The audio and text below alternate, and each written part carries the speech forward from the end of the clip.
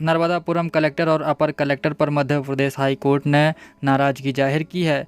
प्राप्त जानकारी के अनुसार नर्मदापुरम की कलेक्टर सोनिया मीणा को कोर्ट में सुनवाई के दौरान हाजिर होने के लिए कहा गया था, लेकिन कलेक्टर खुद न आकर एडिशनल कलेक्टर के हाथों सीधे हाई कोर्ट के जज के नाम लिखकर चिट्ठी भेज दी गई, जिससे हाई कोर्ट के जस्टिस GS अहलूवालिया ने नाराजगी जाहिर की है।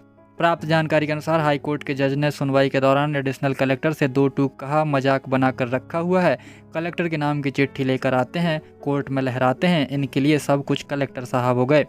मामला हाई कोर्ट से जुड़ा हुआ है, जहां नर्मदापुरम की कलेक्टर सोनिया मीणा को कोर्ट में सुनवाई होने के दौरान हाजिर होने के लिए कहा गया था, लेकिन कलेक्टर खुद ना आकर एडिशनल कलेक्टर के हाथों सीधे सीधे हाई कोर्ट के जज के नाम लिखकर चिट्ठी भेज दी गई, जिससे हाई कोर्ट के जस्टिस GS अहलूवालिया ने नाराजगी जाहिर की।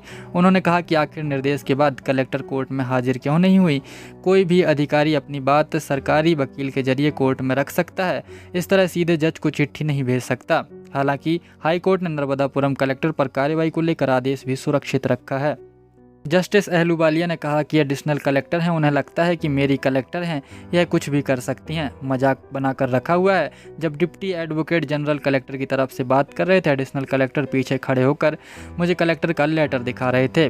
वहीं उन्होंने कहा कि मैं सीधे सस्पेंड करने के लिए निर्देश देता हूं, फिर देखता हूं कैसे उन्हें रिमूव किया जाता है। आप लोगों के अफसर को इतनी हिम्मत बढ़ गई है, आपको कुछ नहीं समझते। एडिशनल कलेक्टर समझने लगे हैं, अगर हाई कोर्ट जज को कलेक्टर ने लेटर लिख दिया तो सब कुछ हो गया है। वहीं नर्मदापुरम कलेक्टर सोनिया मीणा का कहना है कि ADM से बात कर ही कुछ कह पाऊंगी। वहीं नागाद्वारी की तैयारी के लिए वह जा रही हैं। कर्मचारियों की जिप्सी 2 दिन पहले ही खाई में गिर गई थी। धूपगढ़ मार्ग पर लैंडस्लाइड हुआ है। दूसरी तरफ अगस्त के मेला और नागद्वार यात्रा भी शुरू हो गई है, इसलिए मेले की व्यवस्था के लिए पचमढ़ी में है।